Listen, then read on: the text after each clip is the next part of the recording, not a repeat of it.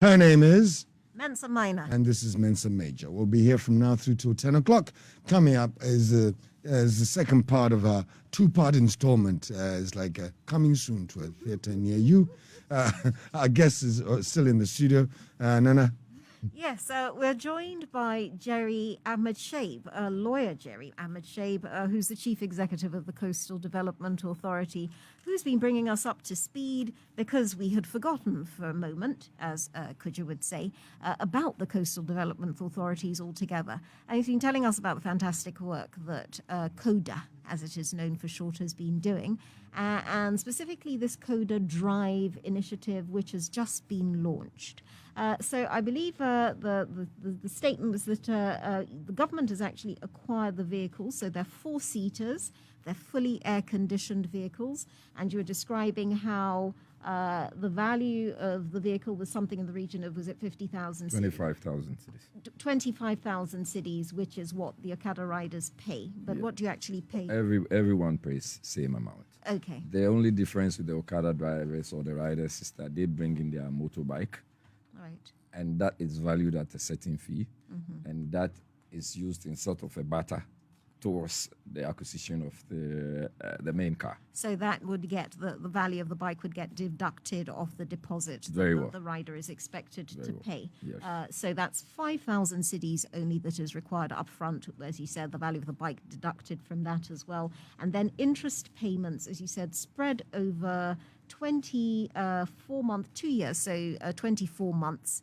And the value, that's 41 cities a month. Yes, and that is, the 41 cities is even for 20 days in a month. For just 20 days in a month. Yes. And CODA takes care of the insurance, the roadworthiness certificate, yes, and all the other documentation. And the registration of the vehicle. And the registration of the vehicle. At the end of the payment period, that then the vehicle then becomes the possession of the person who's put in. So there is also an aspect of maintenance. Right. And we have about, currently we have about 3 maintenance units. One in Ho, the other at the Spinters. And then I'm sure they haven't confirmed yet our supplies, but the other one is likely to be in Western or Central region. Right, so spread along the coast. Yes, along the coast as well. But I wanted to ask, what is the government actually paying for the vehicles? What is the cost we of got these vehicles at 23,000 cities. Oh, okay. So we are not actually making any profit. Okay. All the 2,000 difference of the 25 is as a result of tracking. We have tracking devices on all the vehicles. Right. So that you can't say that Nana is taking the vehicle to, say, Chamwena and go hide it and then won't find her. Would come after you. Right. And if you fail to make payments within a certain period, the vehicle is immobilized. So you cannot proceed using the vehicle. So that is why we have a tracking device in the insurance paid for, registration paid for, roadworthiness paid for. And that is the essence of the 2,000 addition.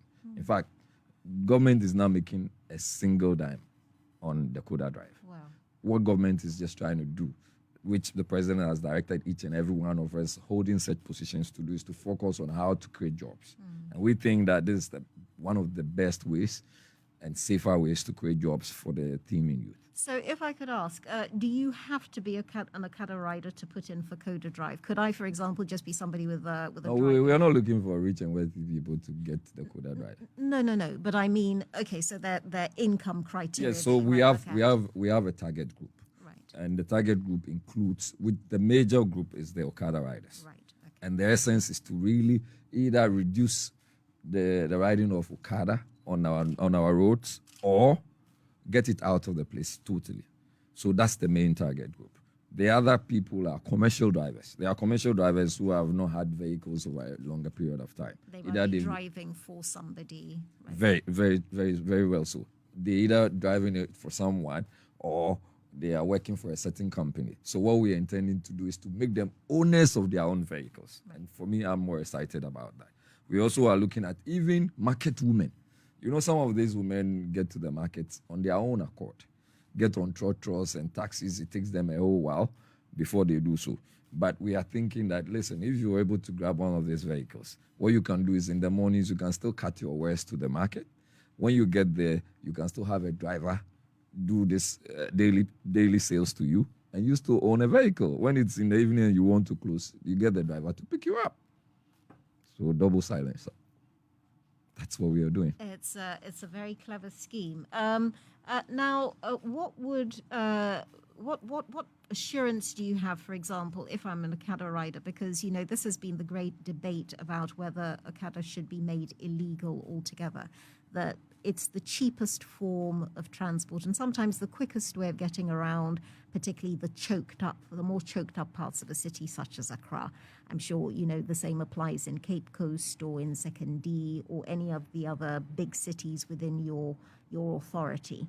So there will always be room for use of motorbikes as commercial vehicles, even though it's a rather grey area in the law. So if somebody comes to you and they're an Okada rider and they do a bike swap, but they're still running an Okada scheme as their side hustle, you won't have any objection to that? Well, not necessarily. Our plan is really, the more we ask them to turn in their bikes and get the vehicles, the lesser you have more Okada riders. That is one for us. Second, we also believe that if you are an Okada rider and you're thinking of safety, you are thinking of a decent livelihood, you are thinking that the police will not be arresting you all the time, almost all the time, and you want to have the kind of peace of mind to operate your trade, the best way to go is to go for the CODA drive. It's simple. There's no basis for you to have your daily sales and then you'll be arrested and you'll be sent to court and be prosecuted and you end up using that money to pay the fine. So why would you want to apply that trade? Yesterday I had an interview with someone and he says, oh, listen, I want to have a ride. Just at the time he was going down to have the ride, it started raining. Then I asked him if it was a motorbike, what were you going to do? And I said, get on the vehicle. He got on the vehicle, he rode it, and he drove it, and he realized that there are two polar extremities. One that brings you safety, comfort, and reliability. The other that brings you the otherwise. And like I told you, as a member of the Kolibu Teaching Hospital Board, I have seen several statistics of fatal death. And you can always just find the time and invite Dr. Kwatin, the head of emergency. And you would even appreciate what I'm telling you. We have spoken to him on the Asasa Breakfast Show. Oh, show. you have? And we've also, seen the statistics from the National Road Safety Commission and the shocking contribution of Okada accidents, motorcycle accidents. And it's terrible. It is a source of, kind of great risk to life on our roads. Partly the way they're driven and also partly the, people going out without helmets and so on. So you talked about the job creation aspect of this. So the government has so far, if the reports are right, it's 100 vehicles. No, we have 200. We're doing 200. Between you and me, the plan is to start with the 200. So that is for us more of a pilot. Right. We get the first 100 out, then wait for about a month to see whatever we are trying to do and get the second or whatever out. Now, the focus is actually on EVs, electric vehicles. That's the plan of CODA. Electric vehicles? Yes, as we speak, wow. we have had solid communications and engagements. When I met the Deputy Minister of Transport yesterday, I told him, we are looking at a whole area that we have about 1,000 electric vehicles. We have them operationalized in a form that you can pick them and use them. So like a bike scheme. Like the bike scheme. Thank you very ride. much. Yeah. Thank you very much. And that is exactly what we want to do.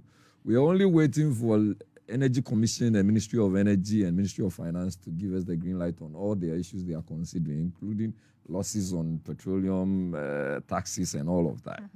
And that I thought you were going to say that the question is, how are you going to charge them? I mean, it's going to take. That we are far advanced on, and I can tell you on authority. Oh, really? So our partners have had conversations with Shell Ghana. I'm sorry, it's not Gold. I would have preferred it was Gold. Yeah. And they are to fix these electric chargers at almost every Shell station. The vehicles we are intending to bring in 2022, God willing, if all things being equal, is to have these vehicles run. They run for 550 kilometers. On one charge? Just one charge. So the second charge would mean that then there is 1,100 kilometers. 1,100 kilometers before you do the second charge. And you know what that means? And they are also supposed to be quite smaller vehicles, just a little bigger than what we are having now, because what we are having are quite small. How long does it take to charge one up, though? How many Well, hours do you have to- what we have now is about 20, depending on the vehicle, the size of the motor? the size of the vehicle, you can do 20 hours overnight. Right. So where we have those stations that you would have these vehicles, you just go and park them there for them to be charged within the period. And trust me, I am thinking that we have in the president an ambassador of SDG. So this is what we should have the focus on. Instead of just having diesel and petrol and all the pollutions that you can think about. It sounds very forward-looking, and particularly for people who live in cities, as you Yes. said, they'll be very welcome to that. You also spoke about how you're keeping up Okado's use and providing those in rural areas where it's Exactly. most appropriate. Just to conclude, are there any special features of the initiative that you'd want to mention to us? I mean, so, we can see the benefits in terms of potential impact on road safety, the job creation, the prime thing, the chance to give a better income and, for the drivers to be more protected, to work That's under right. safer conditions. How are you hoping to roll it out? You talked about running 100 almost as a pilot, but you're requiring 200. You're going to do that over, say, a 2-year period? Yeah, well, so what we're doing is so it's a high purchase agreement, like I indicated. They are coming in. We're likely to confirm the launch on the 22nd. We are doing this in consultation with the Office of the Vice President, just to have a confirmation with him that, yes, we can proceed on 22nd because he is likely to be part of it or otherwise. Right. But beyond that, this is what we are thinking. When you have this vehicle, within the period, within the 2-year period when you're done paying and it becomes yours, that is yours. But we still run a network like the way the Ubers and the Yangos and the Bolts run. Yeah. And that's how we want to run it. So the scheme is to, first of all, get this 200 go out. Second quarter, now the focus is on electric vehicles. And I could show you some of the vehicles we are looking at. And the system and the structure. Pretty.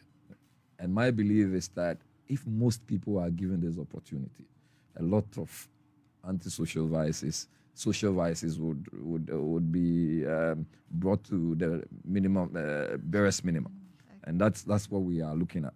But you're not hoping to renew the CODA Drive initiative and, say, run a second phase of that in addition to your electrical vehicles? Because there must be many more than 200, people out there who'd be interested in this. Yes, it's as we speak, is oversubscribed. So there's an anticipation to do this as much as possible. Right. And all this revenue that we are going to get back from them is going to be rechanneled into getting some more of that. Right. We have a few projects that we intend to do, but for now, we think that the CODA Drive will bring a lot of decent living, and that's why we are pushing that. We watch out for 2022. CODA intends to have beach soccer stadia at all the 4 regions that you can think of, the coastal regions, typical coastal regions. Properly built, where you go to Brazil or Jamaica or any of these places, you see solid beach soccer. We're hoping to give to contractors that are minded to construct these things within the period they are taxed to. That's one of the problems we face. Sure. And sometimes delay in payments and all the issues that arise with them. But these are one of the things. We're also trying to get the CODA Seabus so that you can come from Axim to Denu. By sea. By sea. Fantastic. Yes. Well, we've been seeing some of the pictures there on screen.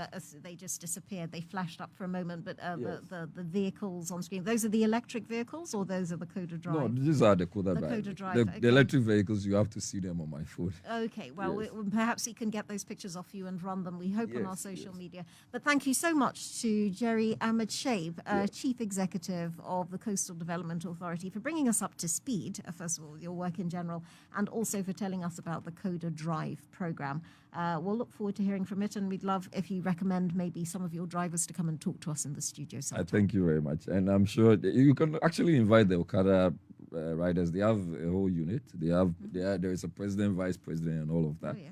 And they can tell you about their excitement about this project. That would be great. And Well, I can offer you one of the electric vehicles when it comes in. You just make sure you don't give Kojo a lift when you get it. I wouldn't like to see the effects. So of it we on want to the celebrate passengers. CODA and say thanks for coming in, and also thanks for now you can go and report to your wife that when you came, Yeah. you understood every word that I Naya said. opened my ears wide. So well done, and thank you so much for I that. appreciate it. It's I great, appreciate it. great Thank to you. get some information about what CODA is about and what it's been doing.